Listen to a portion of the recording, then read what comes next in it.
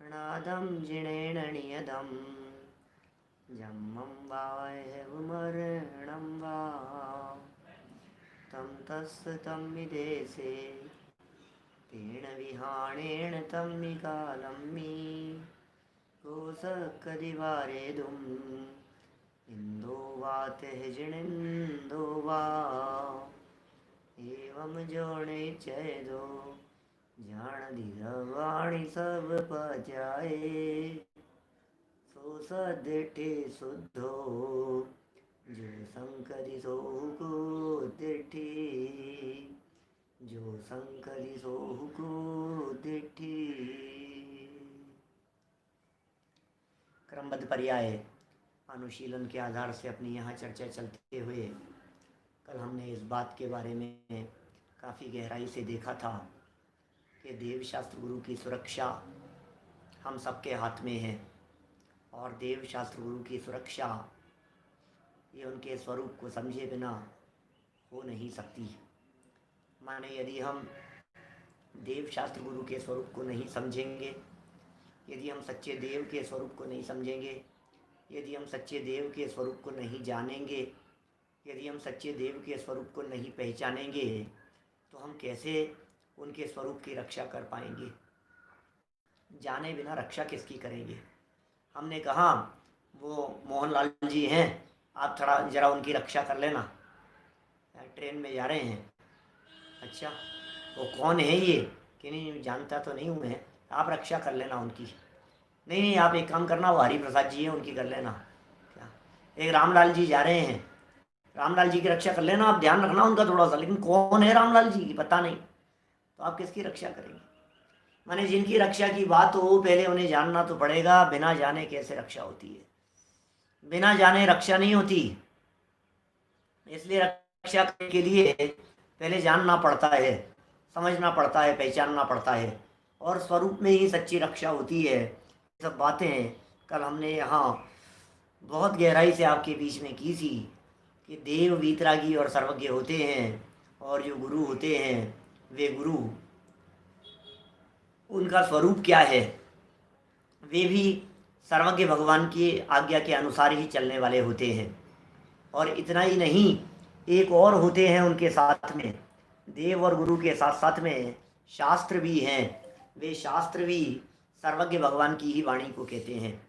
तो देव हों, शास्त्र हों या फिर गुरु हों, बिना सर्वज्ञता के या सर्वज्ञ स्वरूप को समझे बिना किसी को भी समझ पाना या किसी की भी सुरक्षा की जाना ये संभव नहीं है। देखिए 63 नंबर पेज पर हम इस चर्चा को थोड़ा सा और आगे बढ़ाते हैं।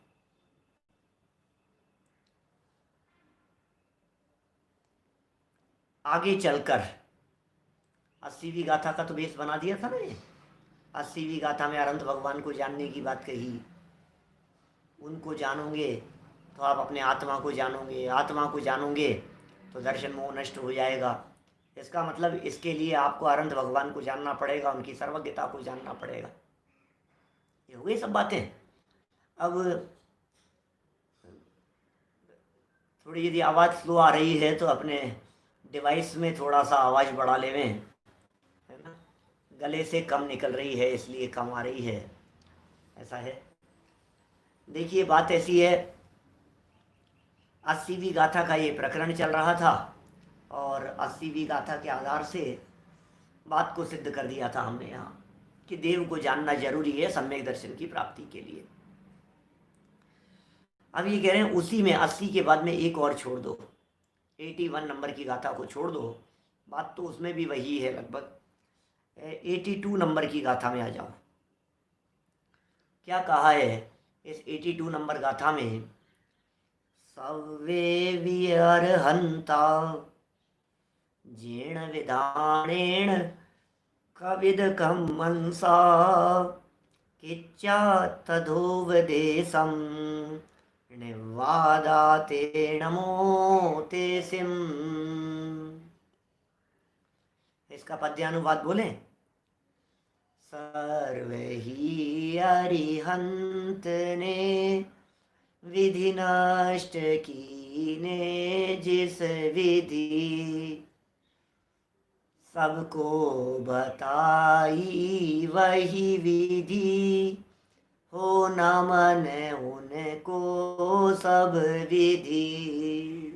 क्या आज तक जितने अरहंत हुए हैं उन अरहंतों ने, क्या जितने अरहंत हुए हैं उन सभी अरहंतों ने जिस विधि से समस्त कर्मों का नाश किया है, अर्थात वे जिस विधि से परमात्मा बने हैं, वही विधि उन्होंने जैसी स्वयं ने समझी है वैसी ही उन्होंने जगत के जीवों को भी बतलाई है, वैसा ही उपदेश दिया है।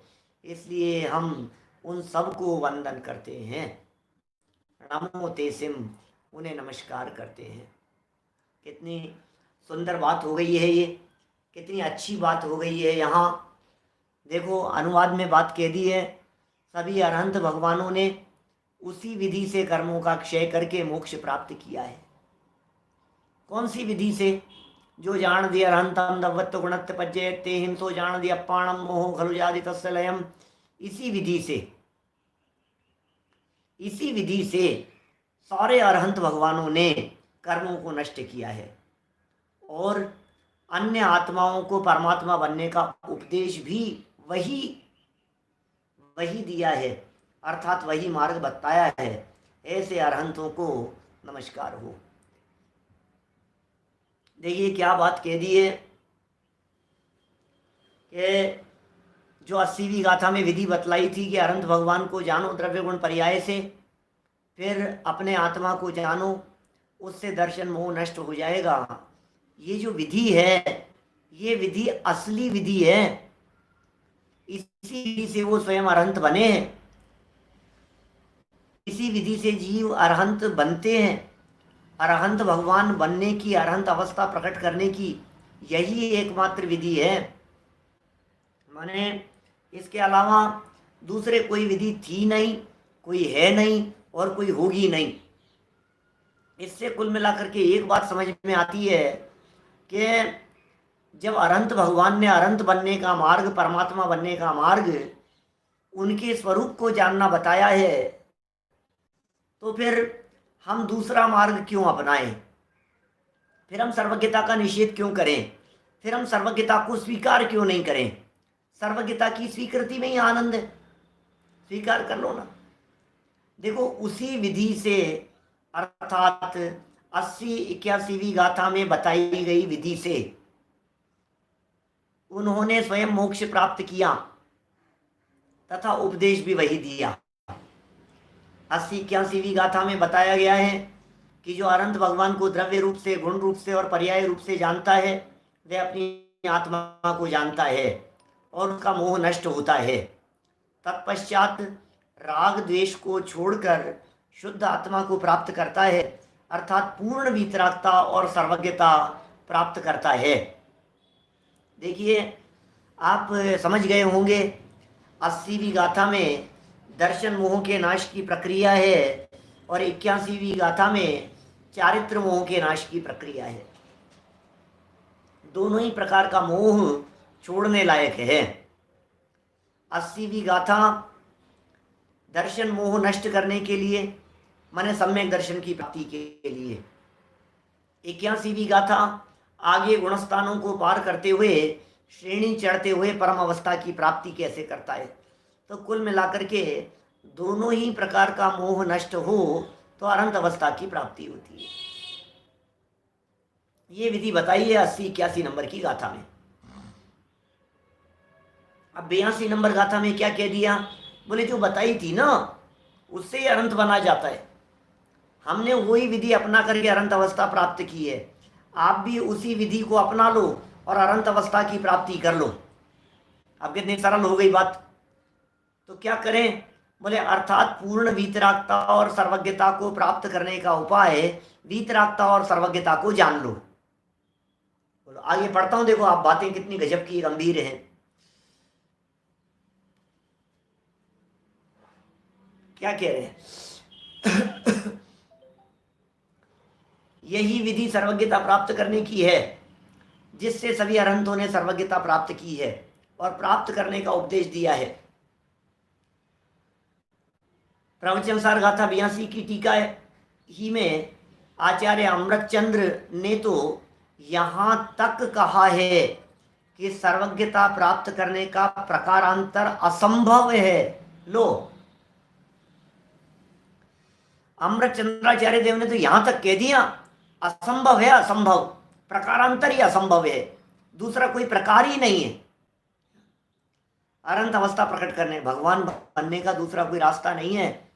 और हम आप लोगों से ज़्यादा ऐसे कौन लोग हो सकते हैं जो भगवान बनने की चर्चा करेंगे, जिनकी जन्म घुट्टी में ये बात डाली गई हो, भक्त नहीं भगवान बनेंगे, सम्यक दर्शन प्राप्त करेंगे, सप्त भयों से नहीं डरेंगे, सप्त तत्व का ज्ञान करेंगे, जीव अजीव पहचान करेंगे।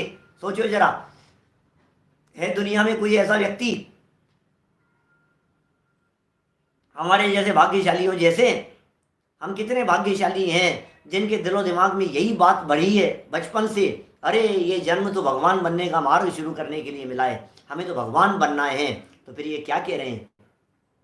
सर्वज्ञता प्राप्त करने का प्रकारांतर, दूसरा कोई प्रकार बोले असंभव है। अंत में आचार्य अमृतचंद्र कहते हैं, अधिक प्रलाप से बस हो, मेरी मति व्यवस्थित हो गई है। क्या क्या गजब है भाई साहब, ये शब्द बड़े गजब हैं। आचार्य देव कह रहे हैं, मेरी मति व्यवस्थित हो गई है, बुद्धि व्यवस्थित हो गई है। अलम अथवा प्रलपितेन व्यवस्थित व्यवस्थिता मतिर्मम, मतिर्मम व्यवस्थित, मेरी मति व्यवस्थित हो गई है। व्यवस्थिता, व्यवस्थिता मम मति है, मेरी मति व्यवस्थित हो गई है। बोलो, कोई बात नहीं, जिनको बचपन से नहीं मिला कोई फर्क नहीं पड़ता है, बचपन से नहीं सही, बचपन से सही, थोड़े समय बाद से सही, लेकिन हमें मिल गया है ना, आज तो मिल गया है। अब तो हम समझ गए हैं कि ये जैन दर्शन का मार्ग, जैन दर्शन का मार्ग ये कुछ अद्भुत मार्ग है। जैन दर्शन की ये यूनिक विशेषता है कि यहाँ भक्त नहीं भगवान बनने की चर्चा की जाती है। यद्यपि मुझे मालूम है जब कभी समाज में हम भक्त नहीं भगवान बनने की बात करते हैं तो लोग इस तरह की बातें जरूर कह देते हैं, अरे अच्छे इंसान तो बन जाओ, इंसान तो बन जाओ, भगवान तो बहुत दूर की बात है, क्या बात कर रहे हो आप, भगवान तो बहुत दूर की बात है भाई। नहीं नहीं, सुनो सुनो सुनो भैया, हम तो आपको इंसान तो समझते ही हैं। इंसानियत की चर्चा तो जन सामान्य करते हैं, सामान्य लोक व्यवहार की चर्चा, सदाचार की चर्चा, घर गृहस्थी में एक दूसरे से मिलजुल करके रहो, प्रेम से रहो, ये चर्चा तो हिंदू मुसलमान सिख ईसाई सब करते हैं, सारे दुनिया वाले करते हैं। ये लोग तो टीवी पर जितने बाबा लोग आते हैं सारे चैनलों पर, वो सब इस तरह की बातें करते हैं। ये तो टीवी सीरियल वाले भी बात करते हैं, टीवी की स्क्रीन पर चलने वाले और भी लोग बात करते हैं। यहाँ तो बात जैन दर्शन की बड़ी विलक्षण है, भक्त नहीं भगवान बनेंगे की बात है। यही तो अंतर है दूसरे धर्म दर्शनों में और जैन दर्शन में। यहाँ भगवान बनने की बात है, ये बात आपको कहीं और मिलेगी नहीं, ये बात कहीं और मिलती नहीं है। भगवान बनने की चर्चा ही नहीं है। आप कहेंगे साहब चर्चा क्यों करना जब भगवान बन ही नहीं सकते हो? अरे अनंत काल में कभी नहीं कर पाएगा चर्चा, इस तरह का विचार रखेगा तो चर्चा तो करनी ही पड़ेगी भाई साहब, आज ही करनी पड़ेगी चर्चा, अभी करनी पड़ेगी भगवान बनने के लिए। ये सारी बातें आचार्य अमृतचंद्र स्वामी ये कह रहे हैं, मेरी बुद्धि व्यवस्थित हो गई है भगवंतों द्वारा। सुनो क्या कह रहे हैं, 82वीं गाथा की उत्थानिका में वे लिखते हैं, भगवंतों द्वारा अनुभूत एवं बताया गया यही एक मोक्ष का पारमार्थिक मार्ग है, इस प्रकार बुद्धि को व्यवस्थित करते हैं। वाह, बुद्धि कैसे व्यवस्थित होती है? बुद्धि व्यवस्थित करने की विधि क्या है? बोले बुद्धि को व्यवस्थित करने की विधि यह है कि भगवान के द्वारा बताया गया यही एक मार्ग है, इस मार्ग को अपनाओ, बस इससे बुद्धि व्यवस्थित होती है। ये लिखा है आचार्य अमृतचंद्र स्वामी ने, खुद ने लिखा है। आगे तो दादा के इतने करुणा भरे वाक्य हैं भाई साहब, इतने गजब के वाक्य हैं, समझ में आ जावे तो जीवन निहाल हो जावे, और न समझ में आवे तो जिंदगी भर खोपड़ी घूमती रहे। देखो, अरे भाई करुणा करके कह रहे हैं, बहुत सरलता से कह रहे हैं, अरे भाई तुझे नहीं समझ में आ रहा है क्या? अरे भाई सुन तो सही, अरे भाई समझने की चेष्टा तो कर, अरे भाई तुझे क्या कह रहे हैं एक बार देख, ये क्या बातें हैं। जिसकी बुद्धि अव्यवस्थित होती है उसे जगत अव्यवस्थित दिखाई देता है। ये है जगत का सारा खेल आपको गड़बड़ी दिखाई दे रही है, इसका मतलब आपकी बुद्धि अव्यवस्थित है। जिनकी बुद्धि अव्यवस्थित होती है उन्हें सब कुछ अव्यवस्थित नजर आता है, और जिनकी बुद्धि व्यवस्थित होती है उन्हें सब कुछ व्यवस्थित नजर आता है। नहीं समझ में आई बात? इतना सुंदर कह दिया है। पढ़ लिया होगा आप लोगों ने, मेरे से पहले पढ़ लेते हो, आप आगे आगे पढ़ते हो। मैं एक लाइन पढ़ता हूँ, आप 3 लाइन पढ़ लेते हो। समझ में आई कि नहीं बात? जैसे रेल चलती है, चलती रेल में बैठे व्यक्ति को जमीन चलती नजर आती है। होता है कि नहीं ऐसा? कई बार तो अगल बगल में 2 ट्रेनें खड़ी हुई हो, 2 ट्रेनें बराबर में खड़ी हुई थी, एक लेफ्ट जाने वाली एक राइट जाने वाली। हम एक ट्रेन में बैठे हुए थे, हमारी ट्रेन चली नहीं, और सामने वाली ट्रेन को चलती हुई देख करके ऐसे समझ लिया कि हमारी ट्रेन चल गई। नहीं होता है ऐसा? हम चल रहे हैं कि नहीं, हम नहीं चल रहे हैं, वो चल रहे हैं। क्या वो ट्रेन चल रही है कि नहीं? वो नहीं चल रही है, हम चल रहे हैं। बचपन में अनेक बार इस तरह के प्रसंग देखे होंगे। बचपन में जब ट्रेन में सफ़र किया हुआ होगा, हैं, अरे कैसे पेड़ पौधे कैसे भागते हुए नजर आ रहे हैं, सारी चीज़ें भाग रही है, बिल्डिंग भाग रही है, पेड़ पौधे भाग रहे हैं, खड़े हुए पहाड़ भागते हुए नजर आ रहे हैं। देखो देखो चंदा मामा अपने साथ साथ में चल रहा है। बच्चों को कहते हैं ना अपन, बस में सफ़र करते करते छोटे छोटे से बच्चों के साथ में जब सफ़र करते हैं, देखना बस चलने के पहले ही कह देते हैं, देखिए चंदा मामा दिख रहा है, अभी अपन चलेंगे ना तो अपने साथ में चलेगा, मैंने उनको मैसेज कर दिया। फिर क्या होता है, थोड़ी देर बाद में बस चलती है आगे, और फिर चलती रहती है, फिर वो भी चलता रहता है, देख देख चंदा मामा चल रहा है ना अपने साथ साथ, मैंने कही थी ना तेरे से। वो चलता नजर आता है। वो बच्चे बेवकूफ़ बन जाते हैं, उनकी मति व्यवस्थित नहीं है, उन्हें सब अव्यवस्थित नजर आ रहा है, सब चलते हुए नजर आ रहे हैं। यहाँ इस बात को समझा रहे हैं। देखिए क्या कह रहे हैं, जैसे चलती रेल में बैठे व्यक्ति को जमीन चलती नजर आती है, पर जब विवेक से विचार करता है तो प्रतीत होता है कि जमीन तो अपनी जगह पर स्थिर है, चल तो मैं ही रहा हूं। उसी प्रकार अव्यवस्थित मति वाले को जगत अव्यवस्थित नजर आता है। अव्यवस्थित मति वाले को जगत अव्यवस्थित नजर आता है। यदि गंभीरता से विचार करें तो पता चल सकता है कि जगत को व्यवस्थित नहीं करना, वह तो व्यवस्थित ही है, मुझे अपनी मति व्यवस्थित करनी है। ओह क्या गजब की बातें हैं भाई साहब। दुनिया को व्यवस्थित नहीं करना है, अपने आप को व्यवस्थित करना है। जगत में कुछ फेरफार नहीं करना है, क्योंकि जगत में फेरफार होती ही नहीं है। मेरू पर्वत में कुछ नहीं करना है, अपनी बुद्धि में करना है। अरे अपनी मति फेरनी है, अपनी बुद्धि फेरनी है, जगत में नहीं फेरना है। फेरफार बाहर में नहीं करना है, फेरफार अपने में करना है।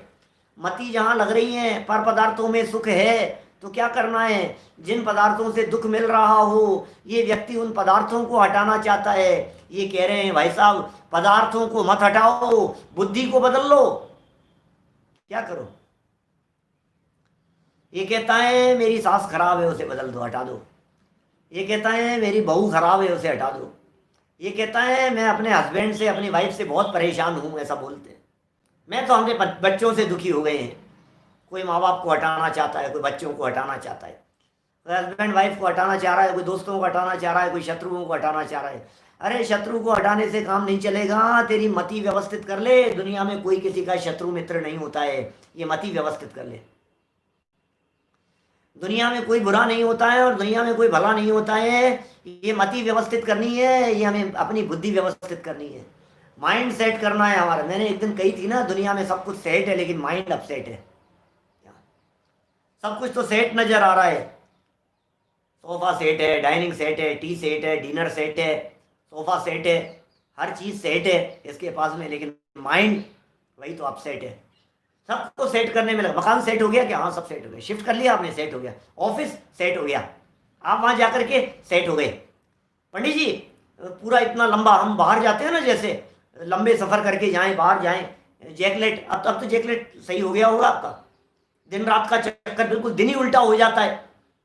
यहाँ से अमेरिका जाओ तो दिन ही उल्टा हो जाता है। जिस समय उठने का समय है वो सोने का समय, जो सोने का समय वो उठने का समय। पूरी रात जगते जगते निकलती है। कुछ दिन तो ऐसा लगता है रात भर नींद नहीं आती और दिन भर नींद आती है।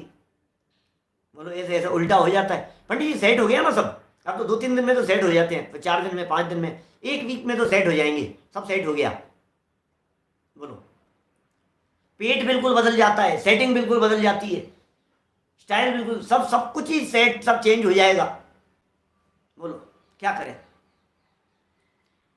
तो ये जो सेट करने की आप सोच रहे हो, हाँ सब सेट हो गया, अब सेट हो गया, सब सेट हो गया। अरे कुछ सेट नहीं हुआ है। माइंड सेट करना है, दिमाग सेट करना है हमारे को। हर चीज सेट करने की सोचता है, मति सेट करने की नहीं सोचता है। बोलो यही बात यहाँ समझा रहे हैं भैया। वो तो व्यवस्थित ही है, दुनिया तो व्यवस्थित ही है। दुनिया में क्या व्यवस्था करेगा बता? दुनिया तो 100% व्यवस्थित है। जगत में तो अव्यवस्था कहीं है ही नहीं। पहले शुरू में उदाहरण दिया था ना एक, पहले दूसरे कक्षा के अंदर चर्चा की थी हमने, जिसमें उदाहरण दिया था कौन से, रंगमंच वाला। बच्चों को ध्यान होगा हमारे सबको, रंगमंच वाला एग्जाम्पल देकर के चर्चा की थी। रंगमहल पर, मंच पर अव्यवस्थित दिखाई देने वाले दृश्य तो अव्यवस्थित नहीं है, वो भी व्यवस्थित हैं। व्यवस्थित वाले तो व्यवस्थित हैं ही, अव्यवस्थित दिखने वाले भी व्यवस्थित हैं। यही तो समझा रहे हैं भाई साहब यहाँ पर। अब सुनो आगे क्या कह रहे हैं। पर इतना सब कुछ होने के बावजूद भी, इतना सब कुछ होने के बावजूद भी, पर ये अव्यवस्थित मति वाले लोग जगत को व्यवस्थित करने के विकल्पों में ही उलझे रहते हैं, उलझे हैं। ओहो क्या करें, क्या करें भाई साहब? ये किसमें लगे हुए हैं? ये जगत को व्यवस्थित करने में लगे हुए हैं ये, क्योंकि मति तो अव्यवस्थित है। ये कहते हैं ये यहाँ नहीं होना चाहिए, ये यहाँ होना चाहिए, ये बाथरूम यहाँ नहीं होना चाहिए, ये सोफा सेट यहाँ नहीं होना चाहिए, ये अलमेरा यहाँ नहीं होना चाहिए, मास्टर बेडरूम यहाँ नहीं होना चाहिए, इसका यहाँ होना चाहिए, यहाँ खिड़की होनी चाहिए, यहाँ दरवाजा होना चाहिए, चप्पल यहाँ खुलनी चाहिए, सीढ़ियाँ ऐसे जानी चाहिए, दरवाजे इस प्रकार के होने चाहिए। मति व्यवस्थित कर। हाँ अब सब व्यवस्थित हो गया, इसको इधर खिसका दो, इसको इधर सेट कर दो, इसको इधर सेट कर दो। लोगों के घरों में तोड़फोड़ ही चलती रहती है। 2-4 घर तो मेरी निगाह में ऐसे हैं जिनके घरों में कभी तोड़फोड़ बंद ही नहीं होती है। बोलो तोड़फोड़ ही चलती रहती है, क्योंकि कोई आता है वो इधर बता जाता है, कोई आता है वो इधर बता जाता है, कोई कहता है इधर ये करो आपने, अरे ये लॉन इधर कैसे कर रखा है, अरे आपने पानी का टैंक इधर कैसे है, अरे आपने ये कैसे कर रखा है, ये क्या कर रखा है भैया? मति अव्यवस्थित है तो सब कुछ अव्यवस्थित नजर आएगा। घर को व्यवस्थित नहीं करना है, दिमाग को व्यवस्थित करना है। सारी दुनिया 100% व्यवस्थित है। होता स्वयं जगत परिणाम कह तो दिया, और क्या कहेंगे? मैं पर का करता क्या काम। देखिए उलझे हुए हैं, उलझे हुए हैं, विकल्पों में उलझे हुए हैं। ज्यों ज्यों सुलझने का यत्न करते हैं और अधिक उलझते जाते हैं, क्योंकि जहां अव्यवस्था है वहां उनका ध्यान ही नहीं है। ध्यान का है, जहां अव्यवस्था है वहां तो उनका ध्यान ही नहीं है। और जहां सब कुछ पूर्ण व्यवस्थित है, जहां कुछ भी फेरफार संभव नहीं है, ये लोग वहां के व्यवस्थापक बनने की धुन में फिकल हो रहे हैं। अब क्या करें? सारा कितना खतरनाक गड़बड़ी हो रही है दुनिया भर में, उठापटक मची हुई है। कोई मिनिस्टर बन जाए, कोई मंत्री बन जाए, कहीं का अध्यक्ष हो जाए, कहीं किसी के पास में थोड़ी सी पावर हो जाए, ट्रांसफर की पावर हो जाए, संपादन कर रहा है, लेखों को आगे पीछे करने की पावर तेरे पास में हो जाए तो उठापटक करना चाहता है। मैनेजर हो जाए तो कहता है मैंने इसको रख लिया, मैंने इसको हटा दिया, मैंने इसको निकाल दिया, मैंने इसको रख लिया, मैंने इसको, इसकी तनख्वाह बढ़ा दी, इसका कम कर दिया, इसकी छुट्टी कर दी, इसका टाइम बढ़ा दिया, इसके पैसे काट लिए। अरे क्या क्या करते हैं दुनिया में बतलाओ। दुकान पर रहते हैं कर्मचारियों को अपन कितने कितने अधिकार जमाते हैं, मैंने इनका बदल दिया, मैंने इनका बदल दिया, सब कुछ व्यवस्था कर रहे हैं, बदल रहे हैं भाई साहब। मैंने ये सब सेट कर दिया है, आप चिंता मत करो, मैं सब सेट कर दूंगा, मैं सब सेट कर दूंगा। प्रिंसिपल स्कूल सेट कर रहे हैं, टीचर्स विद्यार्थियों को सेट कर रहे हैं, विद्यार्थी अपने माता पिता को सेट करने में लगे हैं, एक दोस्त दूसरे दोस्त को सेट करने में लगा है। ये कहाँ कहाँ सेटिंग चल रही है भाई साहब। सारे दुनिया भर में सेटिंग चल रही है, लेकिन यहाँ ये कह रहे हैं हर वस्तु सेट है भाई साहब, अपना माइंड सेट कर ले बस। कितने विकल्प हैं, कितने विकल्प हैं, दिन रात विकल्प चलते रहते हैं, उधेड़ बुन में लगा रहता है। ऐसा नहीं, ऐसा हो जाए, ऐसा हो जाता तो अच्छा रहता यार, ये ऐसा क्यों नहीं हो गया, ऐसा ही कर लेना चाहिए था भाई साहब, ऐसा कर लेते तब तो बात ही क्या थी भाई साहब। कर लो, ऐसा कर लो, ऐसा कर लो, ऐसा बदल दो, मैं बदल दूंगा, आप चिंता मत करो, उनका ट्रांसफर करवा दूंगा मैं, उसमें फेर फार कर दूंगा मैं। किचन में फेर फार करने में लगी हैं महिलाएं, हस्बैंड को बदलना चाहती हैं, हस्बैंड वाइफ को बदलना चाहते हैं, दोनों मिलकर के बच्चों को बदलना चाहते हैं। बच्चे चाहते हैं कि यार मेरी किस्मत में मेरे ही माँ बाप ऐसे हैं जो बहुत डांटते हैं, यार क्या करूँ, बहुत चिल्लाते हैं, बहुत गुस्सा करते हैं, मेरे माँ बाप जैसे बुरे। जब देखो जब टोका टाकी इनकी लगी रहती है, बच्चों का बस चले तो अपने माँ बाप बदल ले लें, क्या क्या करें। नौकरी में सेट करने में लगे हुए हैं, बिजनेस सेट हो जाए इनका, सेटलमेंट हो जाए इनका, हिसाब किताब के सेटलमेंट में लगे हुए हैं, कहाँ कहाँ सेट करने में लगे हैं। मजिस्ट्रेट हैं मान लो तो सेट करने में लगे हुए हैं, वकील हैं तो अपनी सेटिंग में लगे हुए हैं। हर व्यक्ति को सेट सेट, ये समझने की कोई चेष्टा ही नहीं करता है भैया, जगत का जो परिणमन है ये स्वतंत्र रीति से होता है। मति मति व्यवस्थित करो, वस्तु स्वरूप के अनुकूल करो। देखो क्या कह रहे हैं, व्यवस्थापक बनने की धुन में विकल हो रहे हैं हर व्यक्ति, हर व्यक्ति व्यवस्थापक बन रहा है, हर व्यक्ति व्यवस्थापक बन रहा है, मैनेजर हो रहा है, मैं मैनेज करूंगा, थोड़ा अधिकार मेरे पास में, मंदिर का अध्यक्ष मुझे बनना है, मंदिर का मंत्री मुझे बनना है, समाज का अध्यक्ष मुझे बनना है। चुनाव हो रहे हैं, झगड़ रहे हैं, माथे फूट रहे हैं एक दूसरे के, मन मुटाव हो रहे हैं, एक दूसरे से बोलचाल नहीं चल रही है, किसकी चलेगी घर में, हस्बैंड की चलेगी कि वाइफ की चलेगी, अरे किसकी चलेगी, वस्तु स्वरूप से तो पूछो तुम किसकी चलेगी। दुनिया भर में चलाने की लगी है। हमारे ज्ञानचंद जी विदिशा वाले पंडित जी साहब, वो बहुत कहा करते थे, अरे तूने पहले इससे तो पूछ, पहले दाल से तो पूछ कौन सी बनेगी, पहले सब्जी से तो पूछ। मंदिर वाले लोग घर में झगड़ रहे हैं, ये इस दीवार पर तो यही कलर होगा, इस दीवार पर तो यही कलर होगा, और माथे फूट गए और रात भर तू मैं चलती रही। मैं तो ये कलर देखता हूं कैसे करा दूंगे आप, ये कलर कैसे कराओगे इस दीवार पर, मैं देखता हूं ये कलर कैसे करा दूंगी इस दीवार पर, और लगे हैं माथे फोड़ने में एक दूसरे की। रात भर तू मैं जिरे बहस में निकल गई, और फिर उसके बाद में सुबह वो पेंटर आता है, उससे पूछते हैं, उससे बात करते, भैया ये होगा, हो गया ये होगा, वो कहता है दोनों ही नहीं हो पाएंगे भाई साहब, यहाँ तो इस जगह पर तो ये कलर सेट नहीं होंगे, इस जगह पर तो मैं तो नहीं करूंगा भाई साहब, तो आप मेरा नाम खराब करोगे, मैं तो ये दोनों ही नहीं करूंगा। अब बोलो क्या करो, क्या करें भाई साहब। मोबाइल सेटिंग में ज्यादा लग रहे हैं, आइए जैन साहब सही कह रही है, ये सही बात कही आपने, आज मोबाइल सेटिंग में लगे हैं, लैपटॉप मोबाइल की सेटिंग में और चैटिंग में, सारी दुनिया इनमें उलझी हुई है, फंसी हुई है, क्या करें, क्या करें भाई साहब। पूछ तो लो एक बार, दीवार से तो पूछ लो, क्या क्या होगा, कौन सी सब्जी बननी है, ये सब्जी बनेगी, ये सब्जी बनेगी, देवरानी कह रही है कुछ, जेठानी कह रही है कुछ, सास कह रही है कुछ, और काफी हो गया, नहीं ये आएंगे तो ये बनाएंगे, हम तो ये आएंगे तो ये बनाएंगे, मैंने कह दिया बस तैयारी तो यही बनेगी, तैयारी तो यही बनेगी। किचन में जाकर के तो पूछ लो, सब्जी के परमाणुओं से तो पूछ लो कौन से बनने के लिए तैयार हैं, मसालों से तो पूछ लो, नहीं लौकी बनेगी साहब, लौकी बनाने के लिए उसको जैसे ही पीस किए उसके, और अंदर से वो गली हुई सड़ी हुई निकल गई। अरे नहीं बनने की योग्यता हो तो कौन बनाए भाई साहब, दाल बनने की योग्यता हो तो दाल को कौन बदले, हरी मिर्च बनेगी कि लाल मिर्च बनेगी, धनिया होगा कि पुदीना होगा कि किसका क्या होगा, आंवले का बनेगा, आंवले छोकोगे कि मिर्च छोकोगे, आप क्या बननी है। वस्तु का भी तो परिणमन है, वस्तु स्वरूप पुकार पुकार करके कह रहा है, तुम वस्तु स्वरूप को समझने की चेष्टा क्यों नहीं कर रहे हो, अपनी क्यों लगा रहे हो। वस्तु स्वरूप में अपनी डेढ़ अकल चलती नहीं है, चलाने की चेष्टाएं तो बहुत करता है क्या, और फिर जब नहीं चलती है फिर क्या हुआ, सास बहू झगड़ रही थी कि ये सब्जी बनेगी, ये तैयारी बनेगी, फिर किचन में जाकर के देखा फिर दोनों ही शांत हो गई ना, ये नहीं बनेगी, अम्मा जी अब आपकी भी नहीं है मेरी भी नहीं, अब जो है सो है, क्या करें, जो बनेगी तो बनेगी, क्या करें।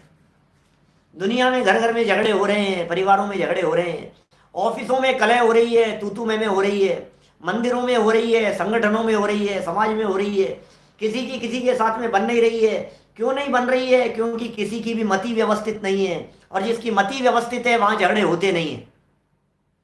बोलो, जहाँ मति व्यवस्थित है वहाँ कुछ गड़बड़ होती नहीं है, सारी गड़बड़ मति के अव्यवस्थित पने से होती है।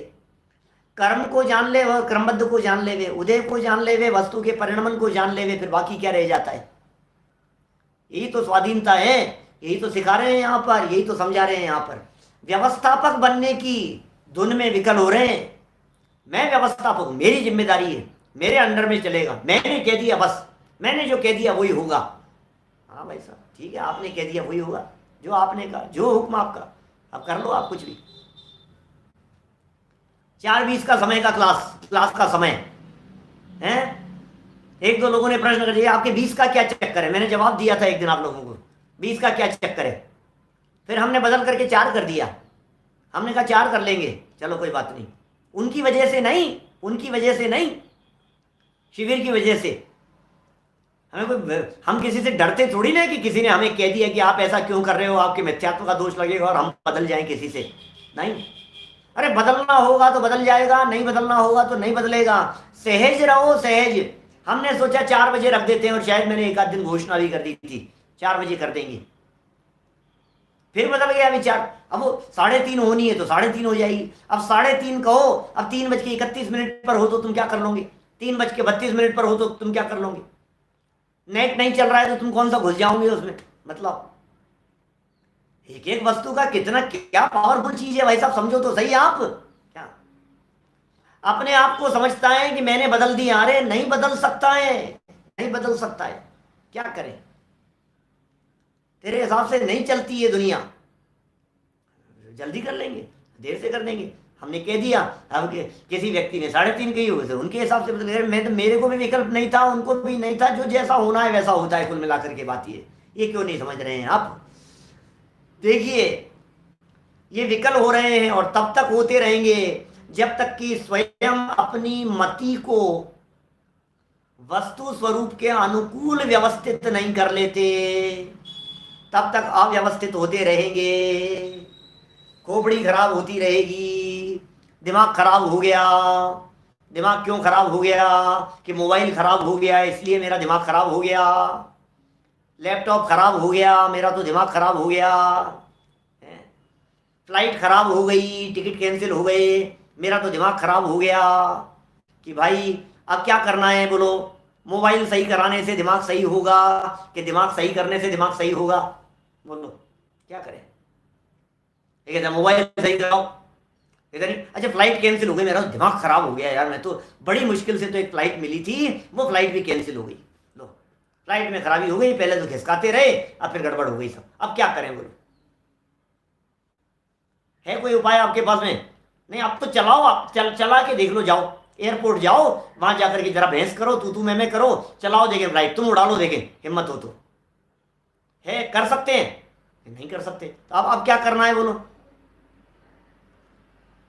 व्यवस्थित कर लो यार, कैंसिल होनी थी तो हो गई बस। अब सहज रहने के अलावा और आपके पास में इलाज क्या है? आप सहज रह लो। मारने के भाई साहब विषय, एक बात यह भी तो है कि कर्तृत्व के अहंकार से ग्रस्त प्राणियों की, अरे गजब वाक्य है, कितने करुणा भरा वाक्य है।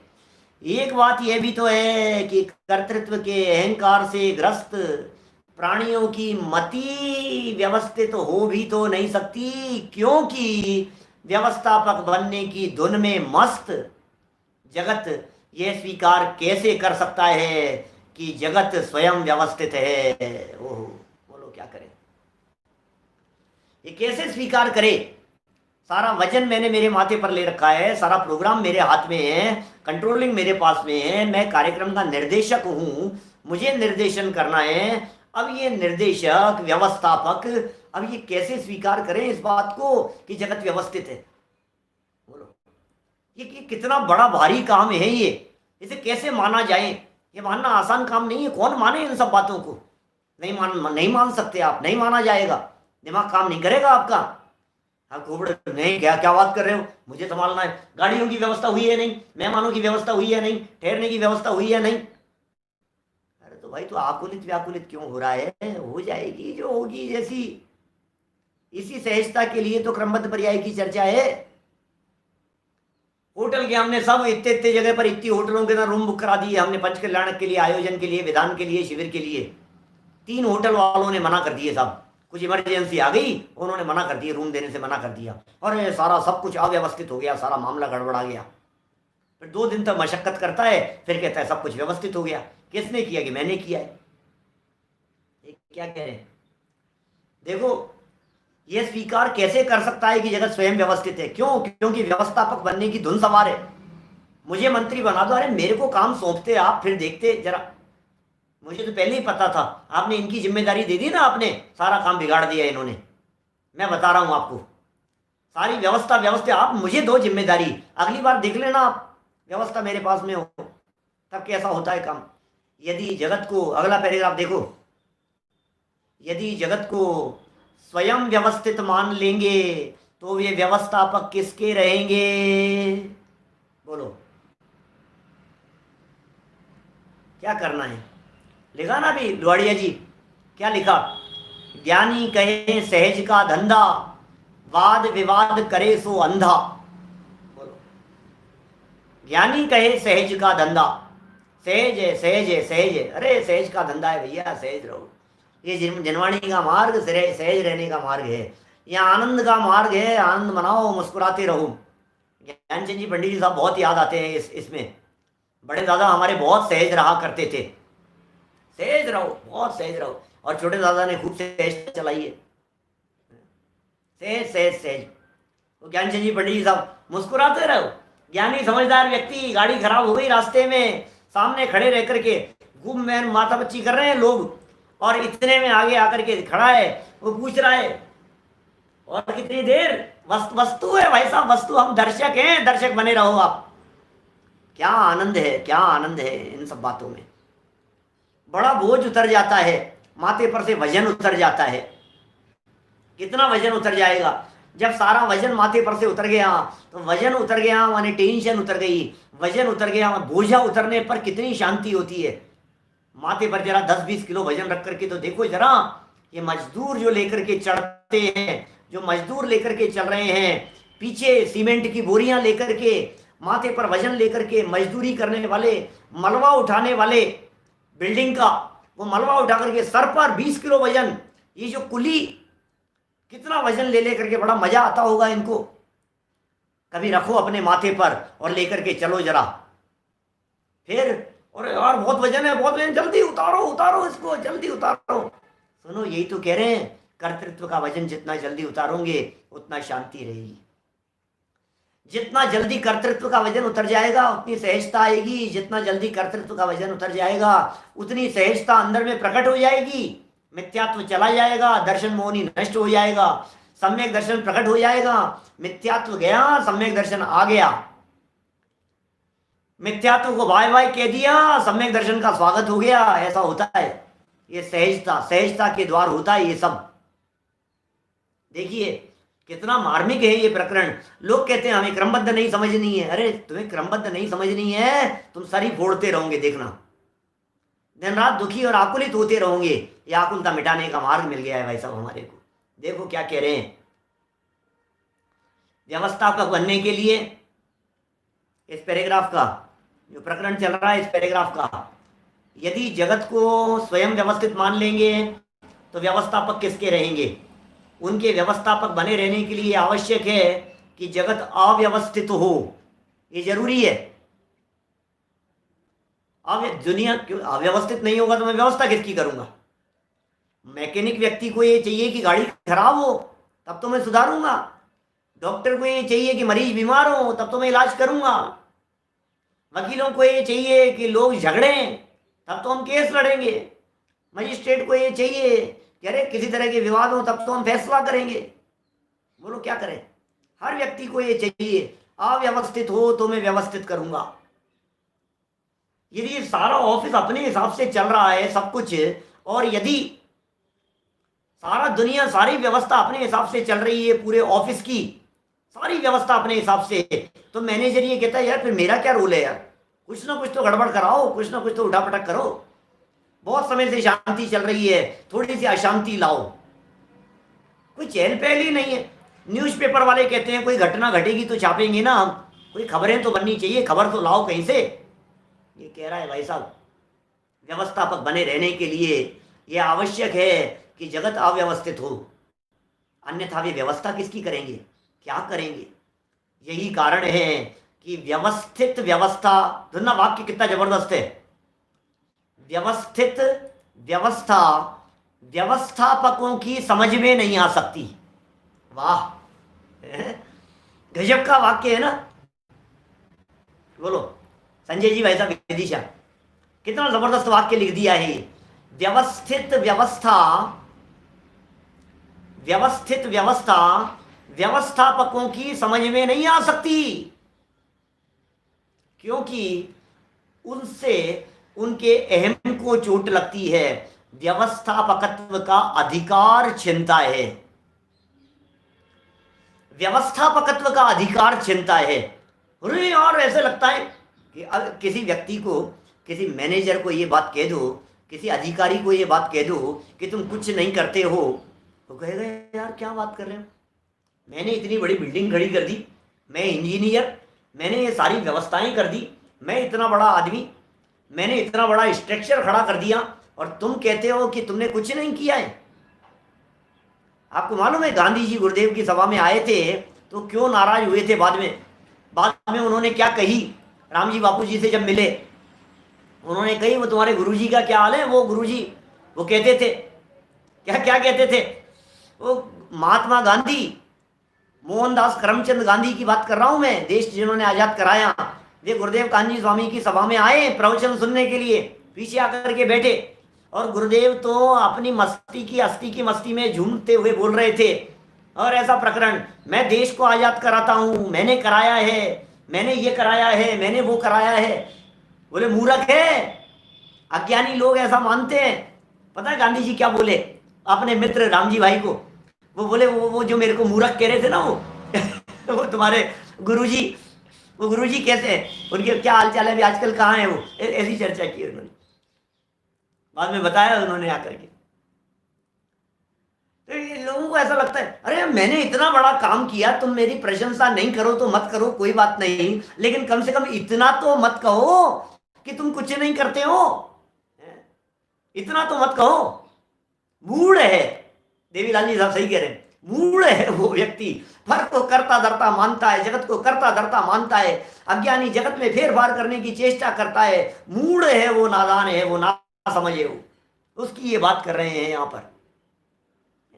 व्यवस्थापकत्व का अधिकार छिनता है, अधिकार छीन लिए गए हो ऐसा महसूस होता है। व्यवस्थापक को तो एक अव्यवस्थित जगत चाहिए, अव्यवस्थित जगत चाहिए जिसकी व्यवस्था वे करे और शान से व्यवस्थापक बना रहे। मैं व्यवस्थापक हूं, मैं चलाता हूं, मैंने ये सब किया है। यही कारण है कि सुनिश्चित, स्वसंचालित, स्वयं चालित व्यवस्था जगत को समझ में नहीं आती और उसकी मति व्यवस्थित नहीं होती। क्या करें, ये जगत की मति व्यवस्थित क्यों नहीं होती है, क्यों नहीं समझ में आ रही है? इसीलिए नहीं समझ में आ रही है कि कर्तृत्व का अभिमान हावी है, दिलो दिमाग के अंदर ये बात बैठी हुई है, मैं नहीं करूंगा तो कौन करेगा, अरे हम बच्चों की शादी नहीं करेंगे तो कौन करेंगे, और आज यदि मेरा स्वर्गवास हो गया, मान लो आज यदि मेरा स्वर्गवास हो जाए तो बेटे की शादी कौन करेगा, बोलो, नहीं होगी। जिन लोगों के माता पिता मर जाते हैं, क्या उन बच्चों की शादी विवाह नहीं होते हैं? सब कुछ होते हैं। दुनिया में कौन से किसके काम रुकते हैं? एक व्यक्ति चला जाता है, अचानक सीट पर बैठे बैठे यदि कोई ऑफिसर की डेथ हो जाती है तो काम चलते हैं कि रुक जाते हैं सब कुछ? इनके अलावा किसी को पता नहीं था साहब, पता नहीं क्या, अब तो बहुत गड़बड़ हो गई होगी गड़बड़, काम तो हो ही जाते हैं जैसे तैसे करके, धीरे धीरे करके सब सेट हो जाते हैं। हमें तो कुछ पता नहीं था, डाई बन रहा था, अचानक मुकेश जी की डेथ हो गई, डाई सब कुछ उनके दिमाग में थी योजना, अब क्या करें बोलो?